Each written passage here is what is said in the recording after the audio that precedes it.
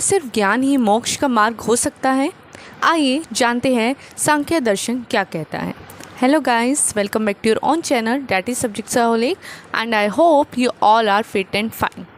So, if you are new to this channel, must subscribe it and let's talk about Sankhya philosophy.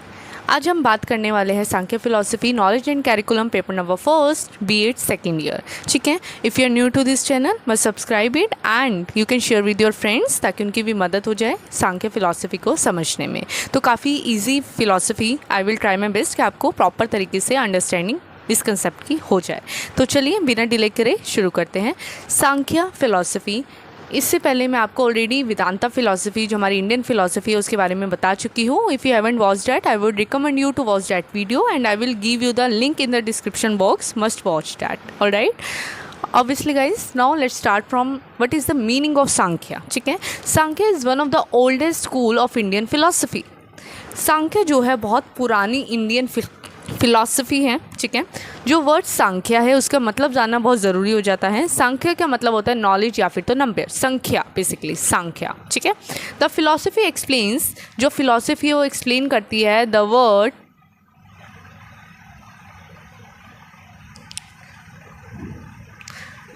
तो जो सांख्य है, ठीक है, जो फिलॉसफी है वो एक्सप्लेन करती है वर्ड को थ्रू टू मेन एलिमेंट्स। ठीक है, वर्ल्ड जो है हमारा, जो दुनिया है हमारी, उनको दो मेन एलिमेंट्स के थ्रू ये एक्सप्लेन करता है। एक है हमारा पुरुष और एक है हमारा प्रकृति। अब प्रकृति तो प्रकृति है, that is our nature, but पुरुष यहाँ पे कोई बिल्कुल ध्यान में रखिएगा कि हमारी जो सांख्य फिलॉसफी है वो दो एलिमेंट्स की बात करती है वर्ल्ड को लेकर। एक पुरुष डैट इज़ आर सोल, आत्मा, और एक प्रकृति that is our nature, our environment basically. ठीक है, तो सांख्य फिलॉसफी है उसका मानना है कि जो हमारी सच्ची नॉलेज है, सच्चा ज्ञान है, वो एक पर्सन को हेल्प करता है अपनी सफरिंग से, अपने जो वो झेल रहा है, दुख तकलीफ झेल रहा है, उससे आज़ाद होने में एक सच्ची नॉलेज, एक सच्चा ज्ञान ही उसकी मदद करता है। एजुकेशन में ये काफ़ी ज़्यादा इंपॉर्टेंस देता है नॉलेज को, खुद पे कंट्रोल करने को, and the balance development of body and mind. और कहता है कि बॉडी और माइंड के बीच एक व्यक्ति का जो बॉडी है और knowledge is the way to freedom from suffering, मतलब सफरिंग से हम आज़ादी पा सकते हैं, उसका एक ज़रिया है नॉलेज। और स्वामी विवेकानंद जी इसमें क्या कहते हैं कि education helps in understanding the true nature of man, कि मैन का जो एक सच्चा नेचर है उसको समझने में हमारी एजुकेशन काफ़ी ज़्यादा मदद करती है। ये जो डेफिनेशन है वो शो करते हैं कि जो सांख्य फिलॉसफी है उसका मानना है ट्रू नॉलेज को गेन करना चाहिए और ख़ुद को समझना ज़रूरी है। ठीक है, अब आते हैं इसकी कुछ प्रिंसिपल्स पे, इसके कुछ सिद्धांतों पे जिसके ऊपर बहुत ज़्यादा जोर देता है। ठीक है, और इसे फॉलो करने को कहता है। सबसे पहला है ड्यूलिज्म। ये सबसे बहुत इंपॉर्टेंट प्रिंसिपल है जो कि हमारी ड्यूलिज्म की है। क्यों? क्योंकि दो एलिमेंट्स को काफ़ी ज़्यादा इंपॉर्टेंस देता है। ठीक है, एसेंशियल मानता है। First one is your purusha, that is our soul, not any man. Okay, second is our prakriti, that is actually our nature. अब सांख्य बिलीव करता है, विश्वास करता है कि जो यूनिवर्स है वो दो रियलिटीज़ से बना है, दो एलिमेंट्स से हम कह सकते हैं बना है। अभी हमने बात करी, डैट इज़ पुरुष एंड प्रकृति, that is our soul and our nature. पुरुष का मतलब है हमारे सोल से, इसको हम क्या देख रहे हो आप, अच्छे से हम इसे बता देंगे प्रॉपर इसका क्या मतलब है, इसका क्या मतलब है, दोनों से ओवरऑल क्या मतलब है। तो पुरुष का मतलब है सोल या कॉन्शियसनेस से, ठीक है, सोल आत्मा हमारी। ठीक है, और प्रकृति से मतलब है नेचर या फिर हमारा जो मैटर है, या इन शॉर्ट आप नेचर बोलो, that is also correct. Human life is influenced by both soul and nature. तो ओवरऑल इसका कहने का मतलब क्या है इस फिलॉसफी का, कि ह्यूमन लाइफ जो है इन दोनों ही एलिमेंट से बहुत ज़्यादा प्रभावित होती है। Coming to our second principle, that is importance of knowledge. Knowledge की कितनी इंपॉर्टेंस है, मतलब बहुत ज़्यादा है, इसमें इसने बात करी है। सांख्य मानता है, सांख्य फिलॉसफी का मानना है कि ट्रू नॉलेज जो होता है, एक सच्चा ज्ञान जो होता है, वो सारी इग्नोरेंस को और सारे जो दुख दर्द तकलीफ़ है, सफरिंग्स है लाइफ में, उसको रिमूव करने का काम करता है। नॉलेज जो होती है वो हेल्प करती है एक पर्सन की रियलिटी को समझने में कि सच है तो है क्या।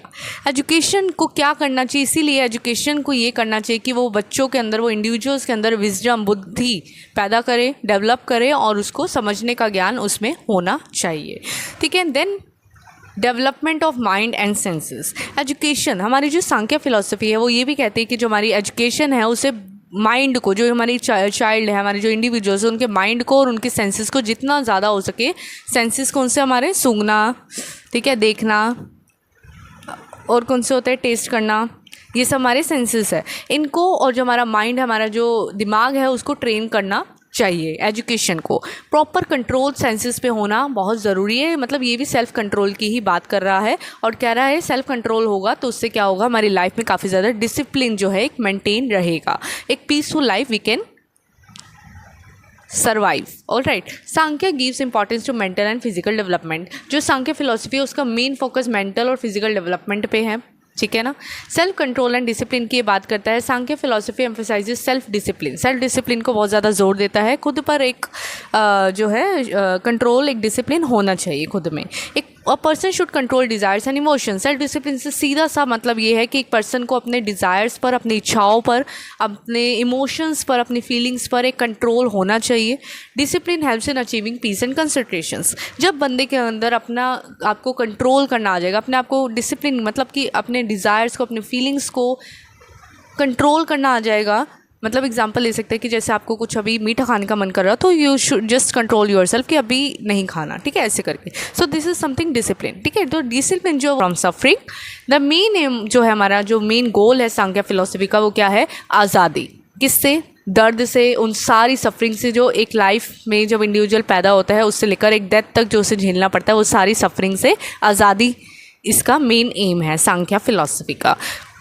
और अगर हम इग्नोर करते जाएंगे, मतलब इग्नोरेंस कॉजेज सफरिंग। हमारी जो इग्नोरेंस है ना, इग्नोरेंस किसकी बात हो रही है, इग्नोर किसे कर रहे हैं हम अपने आप को कंट्रोल नहीं कर पा रहे हैं, अपने आप को कंट्रोल करने से इग्नोर कर रहे हैं, तो वो वाली चीज़ जो हमारी सफरिंग को पैदा करने का काम करती है।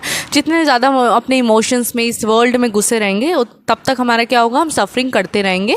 There is no end. जब तक हम अपने आप को कंट्रोल नहीं करते, अपनी फीलिंग्स को, इमोशंस को, अपने डिज़ायर्स को, अपनी विशेस को कंट्रोल नहीं करेंगे, तब तक हम सफ़र करते रहेंगे टिल आवर डेथ, ठीक है। Right knowledge helps attain liberation, मोक्ष, मोक्ष की प्राप्ति होना, ठीक है, एक एंड, अल्टीमेट जो एंड होता है, मोक्ष जिसे हम बोलते हैं, आत्मा का परमात्मा में मिल जाना, डैट इज़ मोक्ष, आज़ादी मिलना, सफरिंग से बचना। राइट नॉलेज होते हैं वो मोक्ष हासिल करने में, हमारा परमात्मा और आत्मा का मिलन करने में बेसिकली हमारी मदद करती है, ठीक है। कैरिकुलम की बात करते हैं तो इसमें फ़िलॉसफी इंक्लूड होता है, योगा, एथिक्स, एथिकल वैल्यूज़ कौन सी होती हैं, जैसे मोरल वैल्यूज़ होगी, काइंडनेस, जस्टिस, ठीक है, ऑनेस्टी। तो एथिकल वैल्यूज़ का मतलब क्या होता है, if you know you can comment down. तो बेसिकली एथिकल वैल्यूज़ क्या होती है हमारी, किस क्या सही है क्या गलत है उसकी पहचान होना, ठीक है। कोई चीज़ आप कर रहे हैं, whatever actions you are taking is right और wrong as per your ethics, like whatever ethics you have gain till now, ठीक है। फिजिकल एजुकेशन भी इंक्लूड कराता है इसमें। उसके अलावा इसका focus intellectual and moral development में बहुत ज़्यादा है। फिजिकल डेवलपमेंट भी इसमें इंक्लूड कर सकते हैं, इंक्लूड है। और टीचर की अगर बात करें कि टीचर का ओवरऑल रोल क्या रहता है इसमें, तो टीचर जो होते हैं गाइडर की तरह काम करते हैं और एक मोटिवेट करने का बच्चे को काम करते हैं, एक इन्फ्लुएंस हम बोल सकते हैं बच्चे को करती है, ठीक है ना। उसके अलावा ये बच्चे को हेल्प करती है ट्रू नॉलेज को गेन करने में। Now coming to our merits of Sankhya philosophy, true knowledge को इंपॉर्टेंस देता है, सेल्फ डिसिप्लिन, सेल्फ कंट्रोल की बहुत ज़्यादा ही एम्फसाइज किया गया है, मेंटल फिजिकल डेवलपमेंट को इसने बहुत ज़्यादा जोर दिया है, सेल्फ अवेयरनेस और विजडम की इसने बात करी है, और साथ साथ बैलेंस पर्सनालिटी को, माइंड और बॉडी में बैलेंस बनाने की इसने बात करी है। कमिंग टू डिमेरिट्स, मेरिट्स के कंपैरिजन में डिमेरिट्स को कम लिखेंगे, और द डिमेरिट्स आर कि स्पिरिचुअल आइडियाज़ जो है वो एज़ पर एज या मेंटल लेवल बच्चों के लिए समझना थोड़ा मुश्किल हो सकता है ऑब्वियसली, ठीक है। और ये सोशल लाइफ को काफ़ी कम ही अहमियत दे रहा है। प्रैक्टिकल एप्लीकेशन जो है वो एक्चुअल में देखा जाए तो काफ़ी मॉडर्न एजुकेशन, मतलब आज की जो एजुकेशन है जिसमें साइंस टेक्नोलॉजी का बहुत ज़्यादा रोल है, मेजर रोल है, उस टाइम पे अगर हम सांख्य फिलोसफी को लेकर चलते हैं तो काफ़ी डिफ़िकल्टी हमें फेस करने को पड़ सकती है एज अ टीचर और as a student as well, ठीक है ना। तो ओवरऑल कंक्लूजन की जब हम बात करते हैं तो सांख्य काफ़ी इंपॉर्टेंट इंडियन फिलोसफी है जिसका जोर सेल्फ डिसिप्लिन, एक ट्रू नॉलेज और सोल और नेचर के बीच बैलेंस अंडरस्टैंडिंग करने को है। ये मानता है कि एजुकेशन को हेल्प करनी चाहिए इंडिविजुअल को एक विजडम, एक ट्रू नॉलेज गेन करने में और सारी सफरिंग से छुटकारा पाने में। कपिला जी जो कि बहुत ज़्यादा इन्फ्लुएंस करते हैं इंडियन फिलॉसफी को, ठीक है, वो देखा जा सकता है सांख्य फिलॉसफी के थ्रू। और इवन आज के समय में जो सेल्फ कंट्रोल और योगा और बैलेंस डेवलपमेंट के जो आइडियाज़ है वो काफ़ी ज़्यादा सांख्य फिलॉसफी को प्रभावित कर रहे हैं। So these were the meaning of the question, what is the principle, what are the principles of Sankhya philosophy. तो आपको ओवरऑल आप ध्यान दें तो प्रेजेंटेशन की मैं बात करूँ तो आपको ओवरऑल जो है अपने आंसर को इसी वे में लिखना है। अगर आपकी प्रिंसिपल्स की बात करिए तो आपको ऊपर ऊपर से मोटा मोटा आपको बताना पड़ेगा कि सांख्य है क्या। थोड़ा बहुत आप फॉलोअर्स के नाम लिख सकते हैं, देन प्रिंसिपल्स को अच्छा खासा आप 2-3 पेजेस में बता सकते हैं जो हमने अच्छे से समझा है अभी तक। If you have any doubt you can comment down as well. Alright, अब फिर करिकुलम, थोड़ा टीचिंग मेथड, टीचर का रोल और आप स्कूल का रोल भी इवन लिख सकते हैं कि बच्चे को कैसा स्कूल इन्वायरमेंट प्रोवाइड किया जा सकता है। सांख्य फिलॉसफी के ओवरऑल मेरिट्स बता देंगे, 2-4 डिमेरिट्स को, और फिर कंक्लूड कर देंगे। ओवरऑल कंक्लूड करना इज़ वेरी इंपॉर्टेंट, ठीक है।